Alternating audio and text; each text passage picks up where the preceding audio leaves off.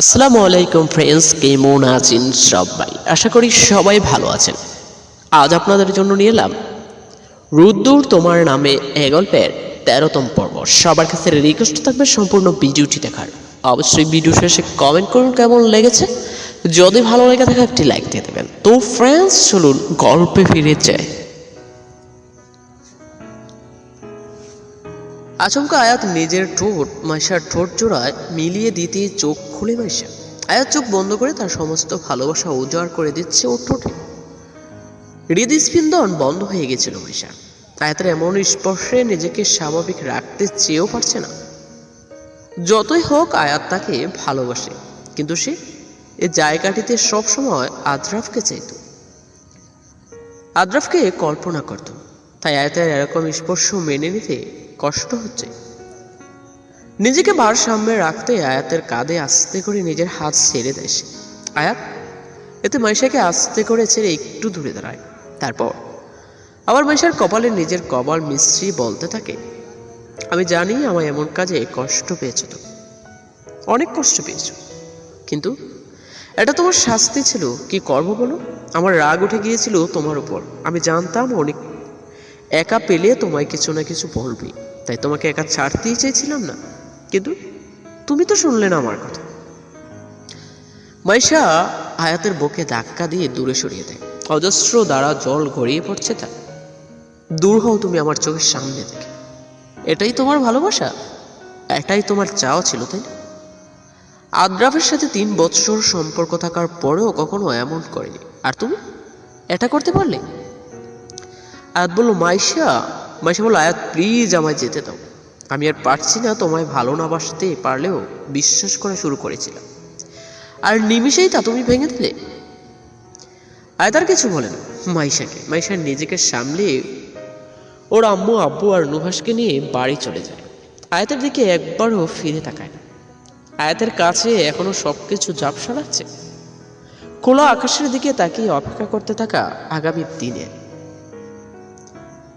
ভার্সিটিতে ক্লাস শেষ করে বাহিরে বের হতেই পার্কিং সাইটে আয়াতকে দেখে এখানে একটা অবাক হয় মাইশা। আয়াত গাড়িতে হেলান দিয়ে মাইশার দিকে এক দৃষ্টিতে তাকিয়ে আছে। চোখে আছে এক চাপা অভিমান, যা মাইশার বোধগম্য এখনো আসেনি। আয়াতের তো এখন অফিসে থাকার কথা, কিন্তু এখন এর সময়ে এখানে কি করছে তাই মাইশা বুঝে উঠতে পারছে না। আয়াত একটা সবুজ শার্ট আর ব্ল্যাক প্যান্ট পরেছে, যা ফর্সা চামড়ায় মারাত্মকভাবে ফুটে উঠেছে। মাইশার গত রাতের কথা মনে পড়তেই কেমন একটা সংকোচ কাজ করছে আয়াতের কাছে যেতে, কিন্তু যখন সে আশেপাশে তাকায় তার মুখ আপনা আপনি লাল হতে থাকে। কেননা অনেক মেয়েরাই উৎসুক দৃষ্টিতে তাকাচ্ছে আয়াতের দিকে। একবার না বরাবর এখানে মাইশা সেই গুইকটি কয়েক মেয়েদের উপর খামোখাই রাগ করার মতো চিন্তা ভাবনা নেই। কেননা আয়াত এমন একজন মানুষ যাকে সকল মেয়েরাই পছন্দ করতে বাধ্য, কিন্তু এটা ভেবে তার রাগ হচ্ছে যে আয়াত এখানে এসেছে কেন। মাইশা আয়াতের কাছে গিয়ে প্রশ্নবোধক চোখে বলে উঠল, এখন তো তোমার অফিসে থাকার কথা, এখানে কি করছো? আয়াত কিছু না বলে হেসে ওঠে। তারপর গহীন দৃষ্টি নিয়ে তাকায় মাইশার দিকে। মাইশা আয়াতের এই দৃষ্টি উপেক্ষা করার জন্য অন্যদিকে তাকায়, কেননা গত রাতের কথা মনে হয় তার বারবার। মাইশা সেই অনুভূতিটা স্মৃতিতে আনতে চাচ্ছে না। আয়াত বলল, গাড়িতে ওঠো। মাইশা বলল, কেন? আয়াত বলল, আমি দিয়ে আসি। মাইশা বলল, থাক, লাগবে না, আমি যেতে পারবো। আয়াত বলল, ভেবে নিও, আমি কিন্তু এখন এখানে ঘুরতে যাচ্ছি। তোমাকে বাসায় দিয়ে আসলে আর এখানে না ঘুরে সরাসরি বাসায় যাব।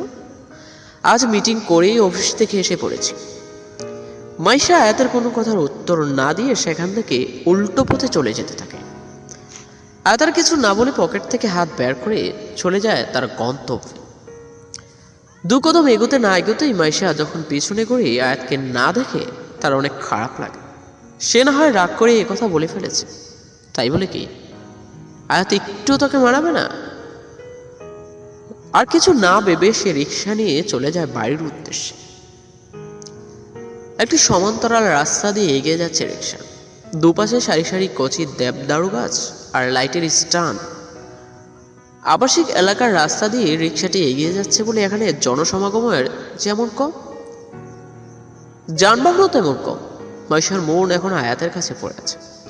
গতকালের জন্য আয়াতের উপর তার রাগ এখনো কমেনি, বরং আজকের কাজের জন্য তার উপর সেই রাগটা সহ অভিমানও চড়া দিয়ে উঠেছে। রিকশার পাশ দিয়ে একটি কালো গাড়ি ওভারটেক করতেই ধ্যান ভাঙে মাইশা। গাড়িটা হঠাৎ রিকশার সামনেই ব্রেক মারতেই রিকশাটা তড়িঘড়ি করে ব্রেক মারে, আর মাইশাও নিজের ব্যালেন্স হারিয়ে রাস্তায় পড়ে। বুকটা এখন ধুক ধুক করছে মাইশার। তার কনুইয়ে ভিজা কিছু অনুভব করতেই বুঝতে পারলো সিলে রক্ত বের হচ্ছে। আদ্রাফের সেই ঘটনার পর থেকে ছোট বড় সব সড়ক দুর্ঘটনাকে ভয় পায়। আবারও তার চোখের সামনে ভেসে আসছে আদ্রাফের রক্তমাখা মুচড়ে। হাজারো প্রিয় মানুষকে হারানোর আর্তনা। এদিকে রিকশাওয়ালা দুদু চিল্লিয়ে গাড়ির লোকটিকে বলে উঠল, কি করলেন ভাইজান এটা?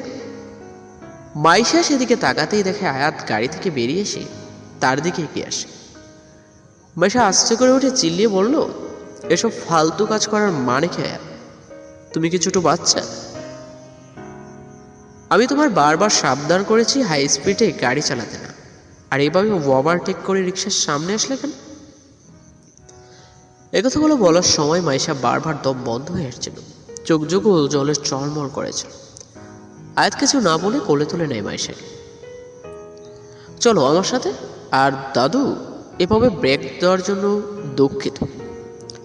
মাইশা আবার ছুটোছুটি করছে আয়াতের কোল থেকে ছাড়া পাওয়ার জন্য, কিন্তু আয়াতও না চড়বান। মাইশা আবার উচ্চ সুরে বলতে থাকলো, আয়াত ছাড়ো, রাস্তার মধ্যে এগুলো কি ধরনের অসভ্যতা? আয়াত বলল, অসভ্য না, আমার অসভ্যতা গাড়িতে তোমায় দেখাচ্ছে। মুখ ফ্যাকাশা হয়ে গেছে মাইশা। আয়াত শান্ত কণ্ঠে এক ভয়ঙ্কর রাগ অনুভব করতে পারছে। গাড়িতে আয়াত মাইশাকে বসিয়ে নিজেও ড্রাইভিং সিটে গাড়ি চালাতে থাকে। রাগে আয়াতের মুখ থেকে ফুসফুস শব্দ বের হচ্ছে। মাইশা ভেবে কুল পাচ্ছে না আয়াত রেগে আছে কেন। যেদিকে মাইশার রাগ বা অভিমান যাই বলুক, এটা আয়াতের ভাগানোর কথা, দুনিয়াটা আসলে অদ্ভুত। কিছুক্ষণ পর আয়াত একপাশে গাড়ি পার্ক করে চেপে আসে মাইশার কাছে। মাইশা তা দেখে গাড়ির দরজার সাথে সাথেই মিশে যায়। আয়াত অনেকক্ষণ তাকিয়েছিল তার মুখ মুন্ডনে, তারপর মিহি কণ্ঠে বলে উঠল, আচ্ছা মাইশা, আমায় প্লিজ একটু বলো গতকাল আমি যা করেছিলাম কোন দিক দিয়ে তা তোমার ভুল মনে হল? মাইশা নিশ্চয়। আয়াত বলো, বিয়ের আগে তোমায় কষ্ট দিয়েছি অনেক, কিন্তু কখনো বলতে পারবি তোমায় বাজেভাবে ছুঁয়েছি, বাজেভাবে কথা বলেছি, আর এখন তো আমরা স্বামী স্ত্রী, তবু আমরা একসাথে থাকতে পারি না। আমাদের বিয়ে করা হয়নি বলে থার্ড ক্লাস একটা লজিকের জন্য। মাইশার গলায় আস্তে করে মুখ টুকে দেয়। মাইশা খানিকটা কেঁপে উঠল, কিচ্ছু বলল না আয়াতকে। আমি যে কিভাবে সময়গুলো পার করেছি কেউ জানে না। আই লাভ ইউ মাইশা, তোমার ছাড়া আমি এখন সময় পার করাটা অনেক কষ্টের মনে হয়। আর একটু আগে আমায় অসভ্য বললে, তাই না? তোমায় একটু দেখানোর জন্য যদি আমায় অসভ্য হতে হয় তবু আমি রাজি, তবু প্লিজ আমায় ইগনোর করো না। I hate your ignorance. Maisha বলল, আমি বাসায় যাব। হ্যাঁ, মুখ তুলে মাইশার দিকে তাকায়। মাইশার চোখ বন্ধ করে আছে, কিছু না বলে আবার গাড়ি স্টার্ট করেছে। বাড়ির কাছে আসতেই আয়াত গাড়ি থামায়, আর মাইশাও গাড়ি নামতেই আয়াত তার হাত চেপে ধরে। মাইশা, যে জিনিসটাকে তুমি সবচেয়ে বেশি ভয় পাও এমন যে না হয়, এটাই আবার হারানোর কারণ হয়ে দাঁড়ায়। খানিকটা বিভ্রান্তিতে পড়ে যায় মাইশা আয়াতের এমন কথা শুনে। আয়াত মাইশার দিকে না তাকিয়ে এক কথাগুলো মিহি কণ্ঠে বলে ওঠে। বুকে জমে উঠেছে তার একরাশ হাহাকার, যা মাইশার কাছে অপ্রকাশিত। মাইশার হাতটি আলগা করে দিতেই মাইশা হাত ছাড়িয়ে বাড়ির ভেতরে চলে যায়। তা দেখে আয়াত তাচ্ছিল্যের হাসি আসে। নিস্তব্ধ রাত, ক্ষণে ক্ষণে ঝিঝি পোকার ডাক শোনা যাচ্ছে, মাঝে মাঝে কানে ভেসে আসছে কিন্ড গাড়ির শব্দ। অদূরেই হাইওয়ে থেকে শব্দগুলো আসছে। গাড়ির সামনে বসে একদিনে সুগভীর দিকের দিকে তাকিয়ে আছে। তার মনে হচ্ছে এই দিঘি তাকে খুব করে টানছে। দিঘির টলমলা পানিতে চাদর আলোয় প্রতিফলিত হয়ে আয়াতের নজর কাড়া গহীন চোখে পড়েছে। তার কালচে বাদামি চোখ জোড়া এতে আরো মারাত্মক লাগছে। আজ আয়াতের নিজেকে শূন্য শূন্য মনে হচ্ছে। বারবার মনে হচ্ছে কিছু পেয়েও সে পেল না।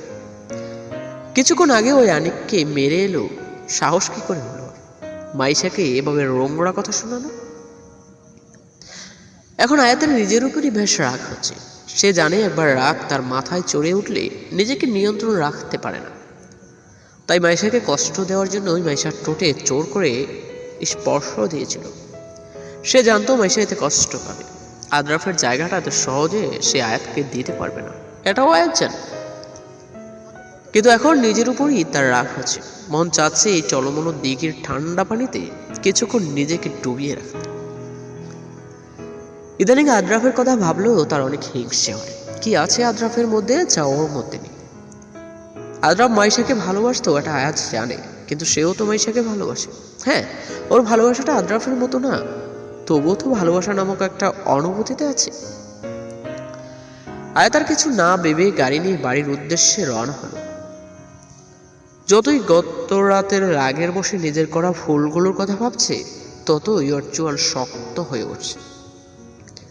হাইওয়েতে হাই স্পিডে ড্রাইভ করতে থাকে সে। বারবার তার মনে হচ্ছে মাইশার কান্না করা বলা কথাগুলো, অনিকের মাইশার উদ্দেশ্যে সেই নোংরা কথা। আচমকা একটা ট্রাক ওভারটেক করে যাওয়াতে আয়াত গাড়ির ব্যালেন্স হারিয়ে ফেলে। গাড়ির স্টিয়ারিং ঘুরিয়ে নিয়ন্ত্রণে আনার চেষ্টার রক্ত সে, কিন্তু ভাগ্য মনে হয় তার সঙ্গ দেয়নি। তাই ব্রেক চাপ দিতেই তার সজোরে ট্রাকটির সাথে বাড়ি খায়। আর এতে গাড়ির সামনে কাঁচটি ঝনঝন করে চূর্ণ বিচূর্ণ হয়ে গিয়েছে। পরিবেশটা এখন এই ঝনঝন শব্দের জন্য ভয়ঙ্কর এক তাণ্ডব সৃষ্টি করেছে। আয়াতের নিঃশ্বাস বন্ধ হয়ে আসতে থাকে। তার মাথাটি এখন স্টিয়ারিং এ ভর দিয়ে রেখেছে সে।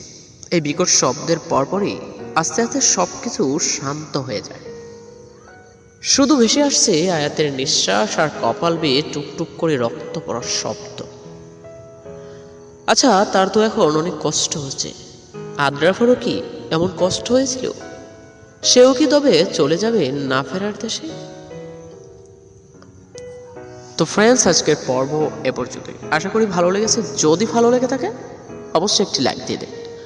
আজ আসি, দেখা হবে নতুন পর্বে। আল্লাহ হাফিজ।